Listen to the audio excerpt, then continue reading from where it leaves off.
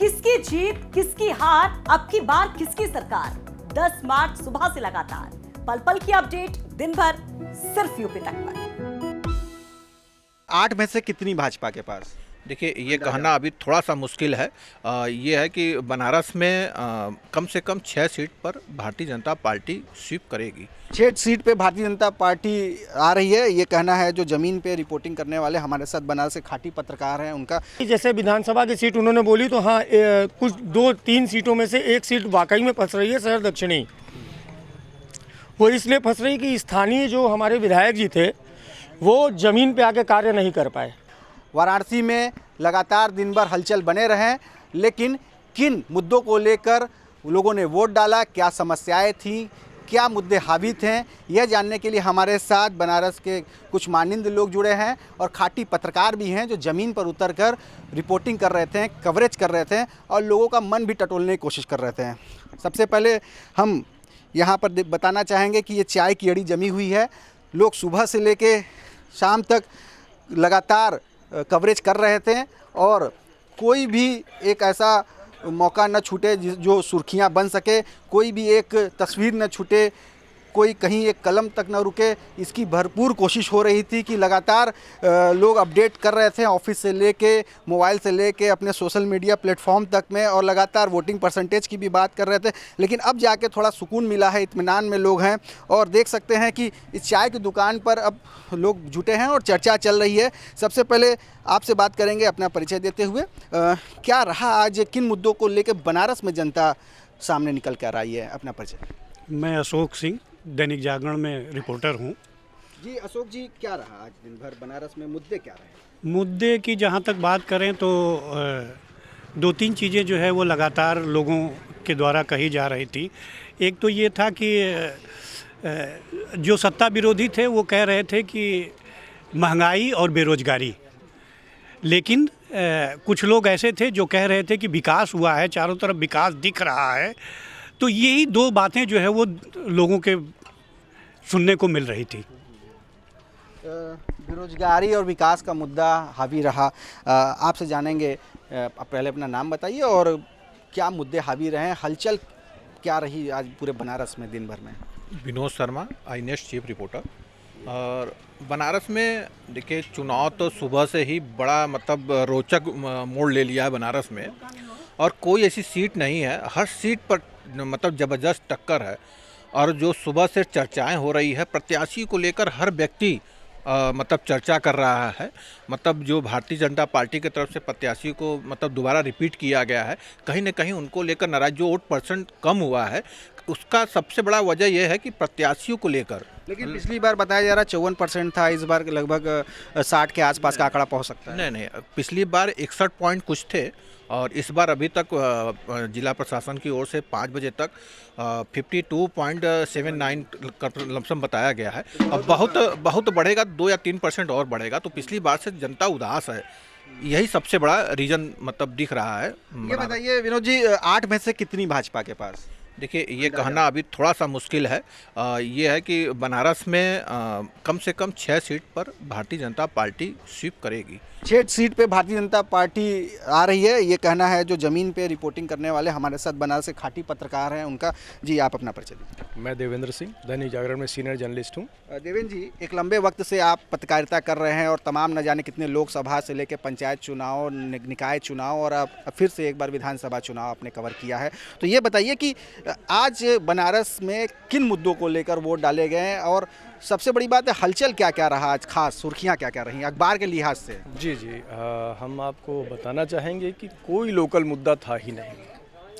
अगर हम ये कहें, चुनाव तो विधानसभा का था, लेकिन विधानसभा के कोई मुद्दे थे ही नहीं इस चुनाव में। सारे मुद्दे थे तो प्रदेश के स्तर के या केंद्र के स्तर के थे। जिसने भी कहा विकास की बात की, बेरोजगारी की बात की, महंगाई की बात की। तो जाहिर सी बात है कि ये चुनाव प्रत्याशी के आधार पर लड़ा ही नहीं गया, ये पूरी तरीके से उन चेहरों के आधार पर लड़ा गया जो कि इस चुनाव का नेतृत्व कर रहे थे।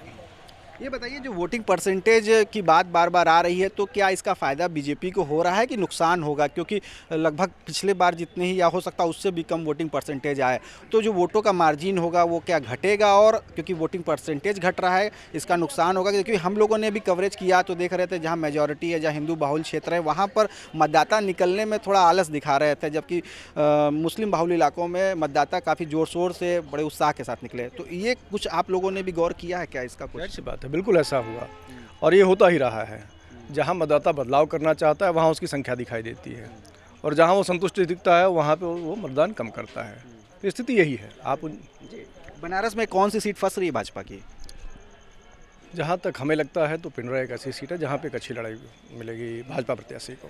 धर्मार्थ कार्य मंत्री नीलकंठ तिवारी हैं, क्या उनको लेके काफ़ी सवाल खड़े किए गए थे? उनके व्यवहार को लेकर भी बड़ी शिकायतें थी, पार्टी के आला कमान तक बातें पहुंची, और एक बार लेकिन फिर उनके ऊपर भरोसा जताया गया। तो क्या लग रहा है कि जो भरोसा था बीजेपी का वो टूटेगा कि बरकरार रहेगा?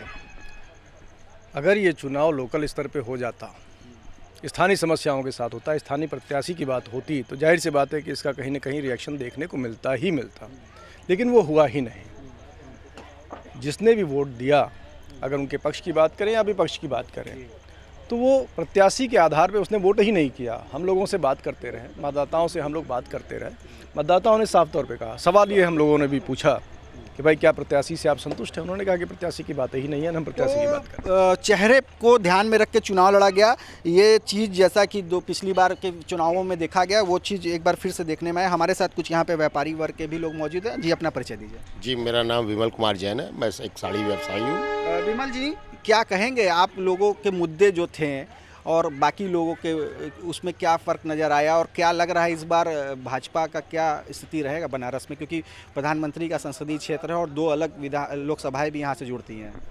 नहीं, ऐसा है कि प्रधानमंत्री का क्षेत्र है, लोग बढ़ चढ़ के वोटिंग तो ज़रूर किए, लेकिन कुछ उन आला कमान की कुछ कमियां कह लीजिए कि स्थानीय विधायकों से कुछ लोग संतुष्ट नहीं थे, फिर भी वोटिंग की गई। लेकिन हमको जहाँ तक लगता है कि बनारस शहर में ये जो शहर की 3 विधानसभा है, उसमें एक विधानसभा की शहर दक्षिणी की सीट फंस सकती है। अगर वोटिंग परसेंटेज बढ़ जाएगा, जैसा कि अनुमान लगाया जा रहा है, कम हुआ है, अभी तक कोई इसकी रिपोर्ट नहीं आई है, अगर बढ़ी हुई अगर आती है वोटिंग परसेंटेज, तो हो सकता है कि तीनों विधानसभा शहर की निकल जाए। बाकी अन्यथा एक की तो बहुत दिक्कत है, बाकी तो सारी मुद्दे अलग हैं। विकास तो हुआ है, चारों तरफ विकास हुआ है, इसमें कोई दो राय नहीं है। विकास का मुद्दा शुरू से छाया रहा। हमारे साथ एक और यहाँ पर नौकरीशुदा लोग हैं, मल्टीनेशनल कंपनी में आप जुड़े हुए हैं और एक अच्छे पोस्ट पे हैं। तो एक नौकरी पेशा लोग की, क्योंकि बेरोजगारी की बात बार बार कही जाती है और सरकार को टारगेट किया जाता है, तो क्या लग रहा है इस बार का मुद्दा बेरोजगारी, महंगाई, ये सब भी रहा, इससे कितना इफेक्ट किया वोटरों के जहन पे? मेरा नाम रोहित पांडे है और मैं सिर्फ 2 मुद्दों की बात करूंगा। बेरोजगारी तो है, महंगाई भी है, लेकिन कुछ चीज़ें ऐसी हैं कि स्थानीय जनता जो है वो, जैसे कि अभी आप मेरे भाई से बात कर रहे थे, हमारे मित्र थे जो अभी आप बात कर रहे थे, मैं काफ़ी देर से सुन रहा था, तो उसमें मुझे ये दिक्कत है कि जैसे विधानसभा की सीट उन्होंने बोली, तो हाँ, कुछ 2-3 सीटों में से एक सीट वाकई में फंस रही है, शहर दक्षिणी। वो इसलिए फंस रही कि स्थानीय जो हमारे विधायक जी थे वो ज़मीन पे आके कार्य नहीं कर पाए। उन्होंने शहर दक्षिणी को ये समझ लिया कि नहीं, ये हमारा कोर वोटर इलाका है और मैं यहाँ से जीत जाऊँगा, लेकिन इस समय उनको ये समझ में आ रहा है कि नहीं, ये इतनी आसानी से हम ये सीट नहीं निकाल पाएंगे और कितनी भी कोशिश करें। लोहे के चने चबाने पड़ गए। लोहे के चने नहीं, मतलब वो तो समझ लीजिए कि मतलब बहुत से चने रखे हुए हैं, उसमें से एक तो लोहे का भी चबा रहे हैं। ठीक है, तो कहने का मतलब ये कि वो उन्होंने कभी स्थानीय जनता को कभी मतलब उस तरीके से आके वो कभी डोर टू डोर किसी से मुलाकात नहीं की है, कभी किसी का कोई भी मतलब कोई परेशानी हो तो वो डायरेक्ट आके बात नहीं की है। ठीक है, नीलकंठ तिवारी के साथ ये शिकायतें तो जुड़ी रहीं। ओवरऑल बनारस की बात करें तो बनारस की जनता का क्या मूड था? नहीं, बनारस की जनता का मूड ऐसा है कि एक्चुअली में क्या है कि अगर मान लीजिए कि 8 में से 6 तो मैं आपको बता दूं कि नहीं, बीजेपी, देखिए वहाँ पे कोई सिंबल नहीं, वहाँ पे कोई किसी प्रत्याशी को नहीं दिखा, सिंबल देख के वोट दिया जा रहा है। तो सिंबल के हिसाब से तो मतलब 6 जगह तो आ रहे हैं, लेकिन जो 2 सीट मैंने अभी आपको बताई, जिसमें कि एक सबसे प्रबल सीट है वो है शहर दक्षिणी। तो शहर दक्षिणी में थोड़ी सी दिक्कत है, और मतलब मैं ही नहीं बोल रहा हूँ, आप शहर दक्षिणी में जाइए, किसी से भी पूछिए, हर तीसरे व्यक्ति का यही जवाब होगा जो मैं बोल रहा हूँ। तो और रही तो हर तीसरे व्यक्ति का वही जवाब होगा जो ये बोल रहे हैं, इनका दावा है। लेकिन अगर आज बनारस की बात करें तो सुबह से कवरेज करने के दौरान देखा गया, तमाम हलचल हुई, तमाम सुर्खियां देखने में मिली। कुछ जगह ईवीएम ख़राब होने की बात हुई, कुछ जगह ईवीएम मशीन या वोटिंग देर में शुरू हुई। उसके अलावा ये भी सुर्खियां रही कि जो खुद मंत्री रविंद्र जायसवाल हैं वो वोट कास्ट करने गए, लेकिन 40 मिनट उनको इंतज़ार करना पड़ा। फिर उसके बाद एक हम लोग को सुर्खियां ये ज़रूर मिली कि जो योगी सरकार में मंत्री हैं, धर्मार्थ कार्य मंत्री और दक्षिणी से विधायकी का फिर से चुनाव लड़ रहे हैं, उनकी एक पुलिस वाले से झड़प होती है और काफ़ी अनबन भी होती है। इसके अलावा मुस्लिम बहुल इलाकों में भी कवरेज किया गया, वहाँ पर भी महिलाएँ जो हैं वो बेरोज़गारी और महंगाई का मुद्दा उठाकर मुखर हुई। तो कुल मिला के अभी स्थिति बनारस में कुछ भी स्पष्ट नहीं हो पाई है, जहां तक बताया जा रहा है कि क्लीन स्वीप अगर नहीं भी होता है तो भी 6 सीटें भाजपा के पक्ष में जाती दिखाई पड़ रही हैं। रोशन जायसवाल, वाराणसी, यूपी तक।